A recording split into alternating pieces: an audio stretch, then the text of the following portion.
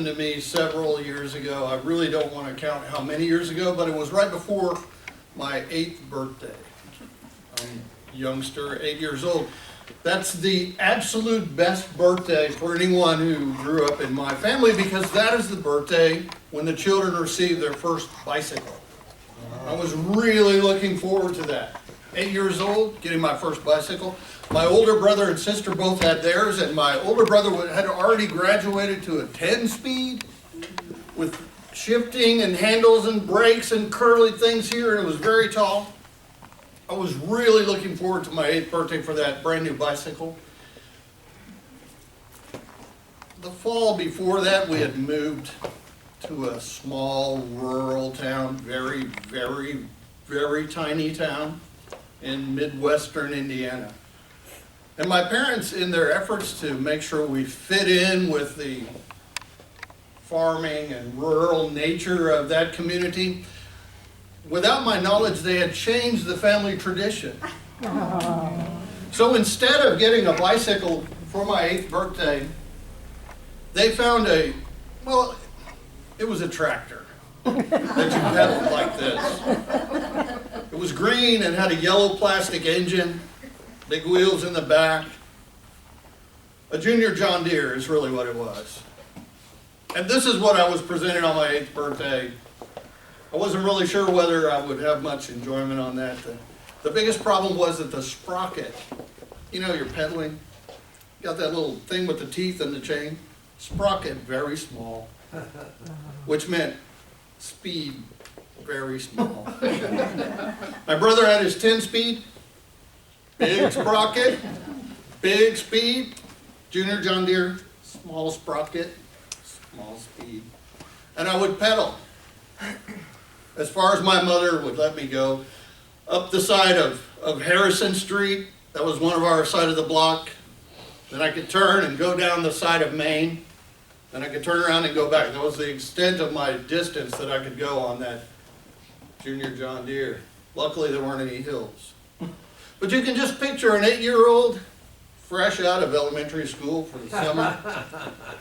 Those little shorts on, those little white kneecaps, coming up and down as fast as he could go. People passing me, walking. Dogs trotting beside me, not seeing anything of interest, running off. Get to the end, like 16-point turn, to get back in the other direction on the sidewalk.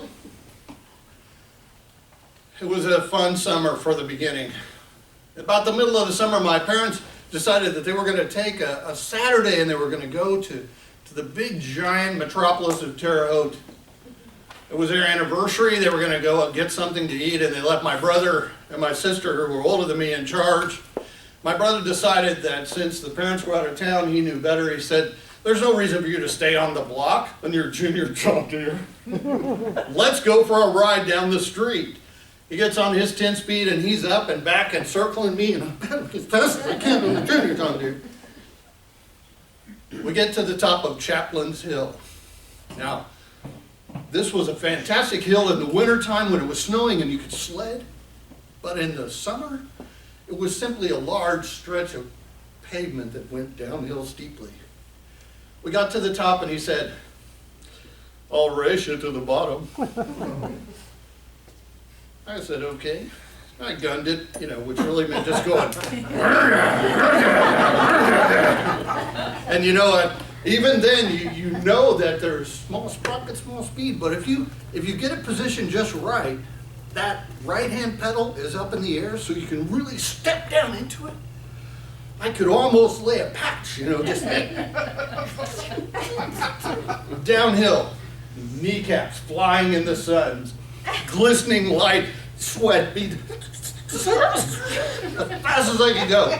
He's already at the bottom of the hill. But what he didn't realize is there were some guys who were cutting tree branches that overhung the road.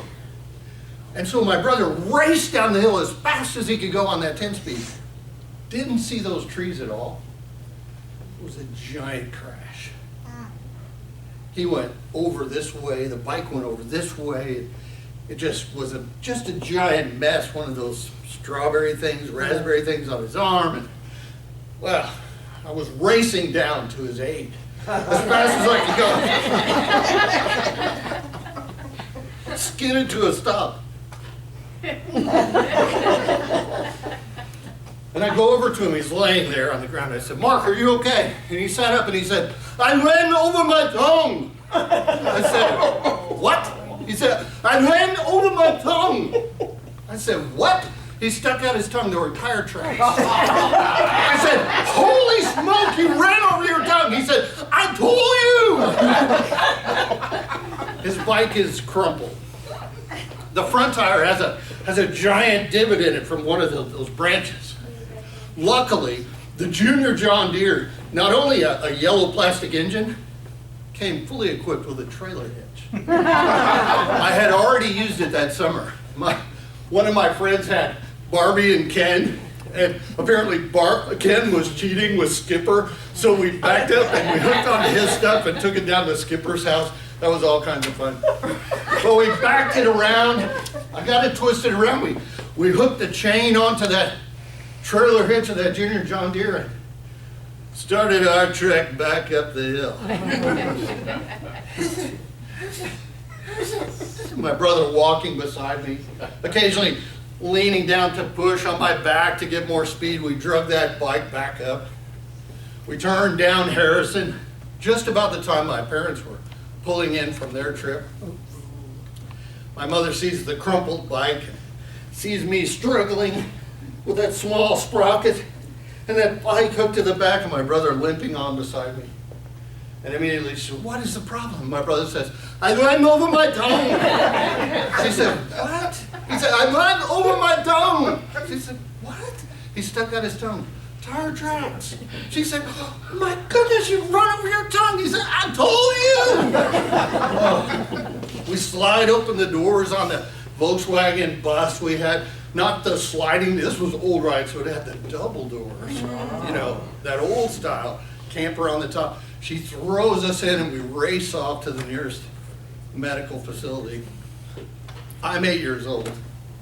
I'm in the waiting room like this little guy here. My feet don't even touch the floor.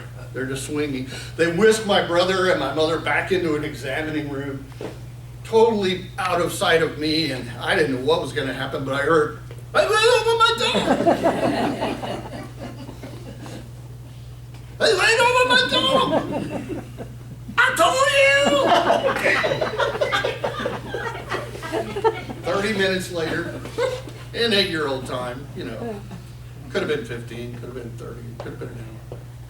They come running back out. He's got giant ace bandage on his tongue. The doctor has given him 2 lollipops. I got them both. Really, you can't eat one with ace bandage on your tongue, right? So I'm really happy. We get back to the house. My father has been surveying the damage of the bicycle. Well, it's beyond hope. My brother was pretty good with cars and mechanics. We spent the rest of the summer trying to straighten out those wheels. And we really got it to be round again pretty well. But bikes like that, they need to, the wheel needs to operate on a plane. You know, a flat plane. We could do this for STEM stories. Yeah. So it needs to operate on a plane. But we couldn't get it flat again. We couldn't get it straight. It had a little hook in it. He rode it the rest of the summer. He could make left turns like Cale Yarborough. Just high speed. He didn't even need to hit the brakes. If he needed to turn right, it was hit the brakes, step off, and go like this. But he rode that bike off into the sunset, and the rest of that summer I spent on the back of that Junior John Deere. About 4 years later, I was able to graduate to real John Deeres. And there were many other accidents involving those, but that was my 8-year-old birthday story.